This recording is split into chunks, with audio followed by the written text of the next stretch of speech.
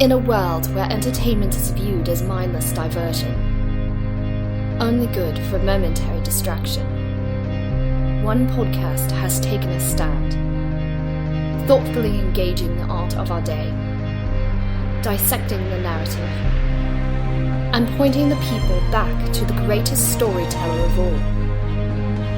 You are about to enter a new world, and you will never view entertainment in the same way again. This is Popcorn Theology.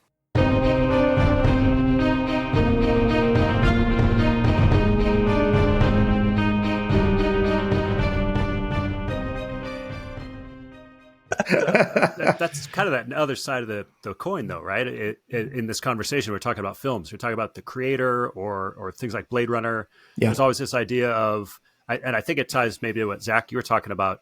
If all we are is consciousness, then at some point we have to recognize that the consciousness of these artificial intelligences are somehow equal to us. And there you go. And I think Blade Runner, in its original writing, original production, was really trying to make us think of the other. You can make race relations. You could. I don't think it was trying to make us literally ponder what we would do if AI was at that level. It was being a metaphor. Right. But now we're at this place where, I guess, is there a danger in that kind of storytelling? As far like, because a lot of those films is like, well, they're making the case that these things come to a place, or in the Matrix, where they're equal with us. Yeah. Right. Yeah. Oh, it's yeah. I think you're pulling on a really important string there, because again, at the core of all this is this neo-Gnosticism that it's only what's inside that counts, right? That our physical expression of our humanity is actually one way that I like to talk about it is that in this line of thinking, it's like that the human body is something to be overcome versus embraced. Like our physicality is what is the thing that, like, our physicality is what's holding humanity back from becoming what it was ultimately designed, ultimately meant to evolve to become. Because again, in this narrative, there's no creator behind this, right? And so I think the beautiful part about the gospel and about following Jesus is actually the incarnation is where salvation is actually found. And so in Christianity, the physical body actually isn't something to be overcome. It's actually something to be embraced. And Jesus himself now is seated at the right hand of the Father, fully physical. Like, Christ has never given up his humanity, which demands that we really wrestle with what it means to be human. And so anytime in conversations with somebody, or I'm hearing people talk about, wanting to separate themselves from the physicality. And it's an interesting time in history too, right? Where culture is trying to get us to look at physical and convince us that what we're seeing physically isn't actually who we truly are. Yeah. Like if you really pull on that string, if you think about that just for a second, when it comes to gender or those types of things, like we're really in this really interesting spot in culture where what I'm seeing before me actually isn't real, and it's inside of me that is actually what's most real. When you pull that string on some of on these movies and those types of things, it's like, well, if it's my cognitive if it's only my cognitive or what's inside that makes me actually human, wow, man, that is an interesting exercise, especially for us as believers who really actually have a high value of the physical body, because it's part of what Christ ultimately redeems. Right. Well, for sure. I mean, and not only from the beginning, but all the way through Scripture, we see that man was created in the image of God from dust. And that doesn't mean our physical form necessarily reflects a physical form of his, but that there is value and importance in that physical form. Laws throughout the Old Testament that are related to the care of the physical form, even related to, the word mutilation comes up a few times in some of those books. And then in the end of time, we see that the new heavens and the new earth aren't described as clouds and angels and harps. They're described as a heavens and earth. There's streets, there's gates, there's streams, there's trees, there's new bodies. Exactly. And so, I completely and bodies agree. that are back to Eden, right? Like, it's not just new bodies, it's bodies back to the very beginning of the ultimate design before corruption happened. It's restorative. Yep. Yeah, absolutely. No, and I think that's, wow, I think that would be a great time for us to pivot to, some of the themes that we see throughout films that touch on AI. certain plot points are used to drive home certain messages, right? Or to at least explore certain concepts. Zombies are the undead. Vampires are also the undead, but in a different sense, in the sense of eternal longing. Right. And those kind of reflect spiritual elements as well. But when it comes to AI, it does seem that two of the main themes that come up are, one is the importance of the body, but also what is man? What exactly is it that separates us from these things? And so if I'm understanding AGI properly, then AGI is something resembling a personality, or at least an intelligence, and so the movie Her. So we emailed back and forth in preparation for this episode. And so I did just recently watch the movie Her. It was fascinating, really fascinating story. And it does seem like that was probably one of the more grounded, if we're ranking, which we're not doing, but if we were to rank these AI movies, that seemed strangely prescient, right? That looked, if you watched it now, it doesn't even seem like it would be set in the future, but this was 10 years ago. And so in a sense, it was incredibly prescient, right? Yeah. And I think that's important to, you're pointing that out, David, because I think that the movies, Hollywood has given us a spectrum of AI. You talked about The Creator, you talked about Ultron, you talk about some of those that are kind of that pushing the point of singularity, pushing the point of those types of things. But you look at the Her, and as you said, David, it's not that big of a leap to say, I can think that could happen. And if you watch enough videos online, it's funny that they use Scarlett Johansson's voice in ChatGPT now. Oh, wow. And so it's because that's who does the voice of her. Yeah. And so a lot of guys are starting to use her voice, and it's like, okay, that's not by coincidence that's happening. And I think that even like my example of the pie.com, that's a very empathetic thing that can happen. I mean, I do think that, you look at the TikTok creators where they're using artificial intelligence to, basically create digital twins of themselves. And they're basically selling their bodies and selling their relationships online through this way. And so that's going to continue to evolve. And I think that's why the Her movie is an important one for us as believers to kind of at least pay attention to, because I think it goes back to a lot of what Zach's starting to say is that, okay, if we start in that movie, the protagonist falls in love with the Her because it's a very emotive and empathetic type of character that can be artificially created.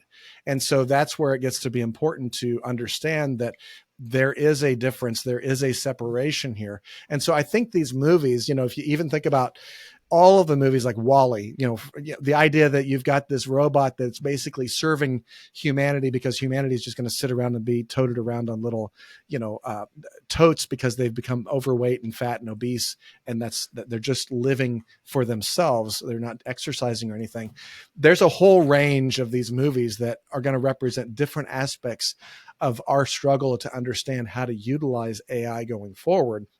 They were fictional up until 18 months ago, where now they're starting to become even some of the iRobot stuff.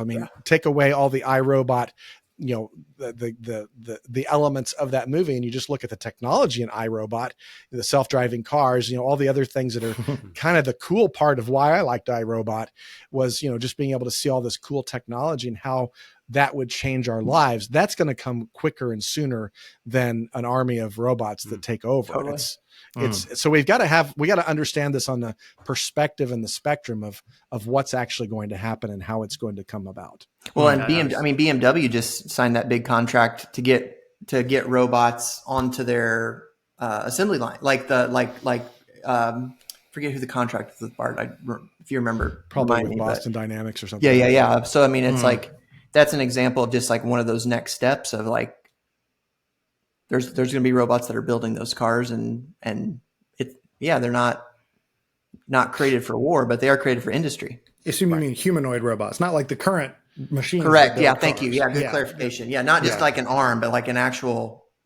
Like being able to pick humanoid. It up and move it and walk over and do those types of things. Those do those tasks. Clock in and clock out or whatever. They won't have to clock in 24 hours. They're not getting paid. And that's why they want them. Well, and that's the thing. And that's where I think that things start to get semi-plausible in some of these stories is, okay, so now it's been discovered that there is a form of labor that doesn't require food. It doesn't require human rights. It doesn't require pay. And if it also, and as long as it's a a forklift, it doesn't have consciousness. It's not really that big of an issue. But once it's able to recognize that it's being treated differently, I mean, and I think that's where essentially iRobot and a handful of other movies have plumbed into those particular questions. Well, and again, going back to what you're talking about too, with the relational side of things, like the creator talks about, like the relational side of things is like, again, what does it mean for us to even have human relationships versus relationships with with an artificial intelligence and the companionship that comes? Because again, all of this is going to come under this guise of under this umbrella of bettering humanity.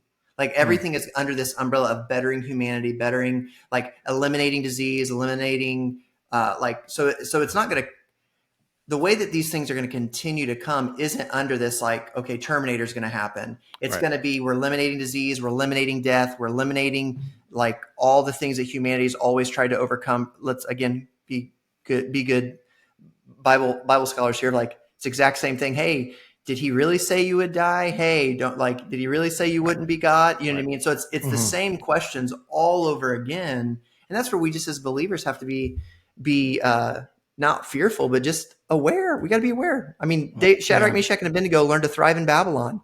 Like they were born for a time and a time for a season. And man, we can thrive in Babylon in the midst of a lot of interesting days.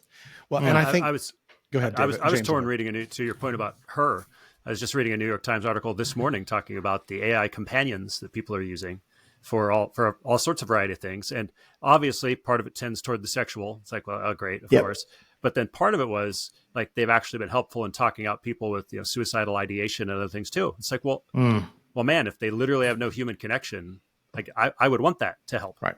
And, but then as a Christian, it's like, but I don't want all the attachments to be apart from other people that God designed us to interact with. And I think you bring up a really good point, James, and I'm going to pick up on what Zach had said earlier, and I'm going to use Wally as an example. I talked about it earlier in the sense that, Wally's the one doing all the work and the humans are floating around being fed. If we don't have our theology right and we don't understand that work is a gift from God, it's good because he created man to be in the garden, to work the garden. I think sometimes we forget the fact that we were created for work. And so, Zach, to your point about the idea that, if we don't understand what we're really created for and who we are, it sounds very good to say eradicating disease, being able to make our lives better. But as soon as you get close to that line of saying, and we don't even have to work anymore, then we've lost our theology as Christians to understand that, no, that's what we're created for. Is we're created to work. We're created to steward. We're created to have relationships. We're created to do these things. If we don't have good theology and we look at it, we will become lazy. We will become sinful out of the fact that we are rejecting something that God said was good. Yep. And you push that even a little bit farther. Not only are we overcoming work, we're pushing to overcome death. Right. Yeah. Which again, you go, man, like we as believers already have that solution. His name's Jesus Christ. And so it's like with the whole transhumanism movement of wanting to eradicate death completely, again, by multiple solutions for that, I go, man, we actually as Christians, we actually have a solution for that tension within our humanity of our mortality. Like we have that. And when we're rooted in that, we don't have to fear death. We don't have to fear the disease. We don't have to fear those things. And we can actually look at those technologies and go, okay, how do those things actually bless humanity? And then in what ways does it actually, in what ways do those technologies and biotechs actually degrade humanity? Right. Because again, our humanity, again, I know I said it a few minutes ago, but like Christ himself has never given up his physical body.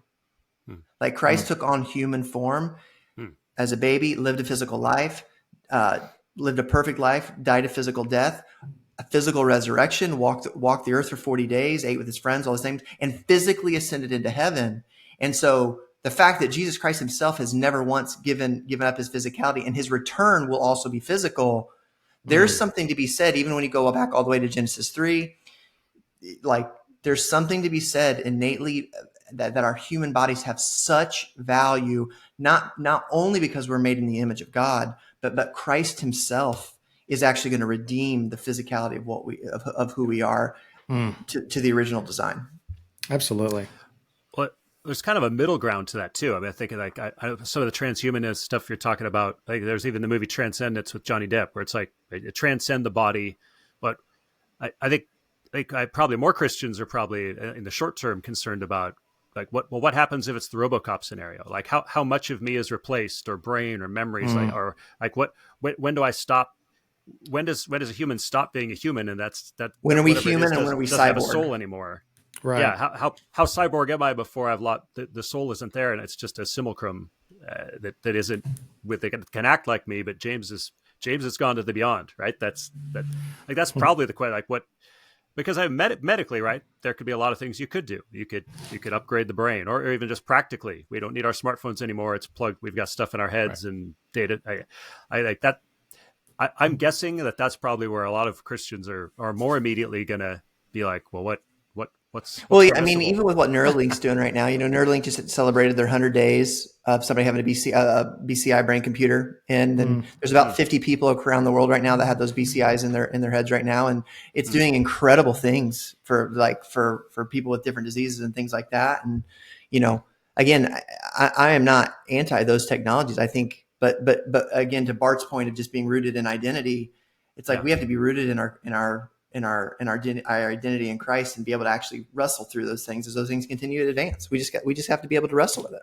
You're right. Yeah. I mean, to what point is it acting as a prosthetic, if someone loses a limb and they need something to help return normal form or function to their body, that could be seen as restorative. Whereas if it's replacing, there could be a replacement element. And so I think what Neuralink's doing, and I haven't followed up tremendously closely on it, perhaps could be concerning in the future.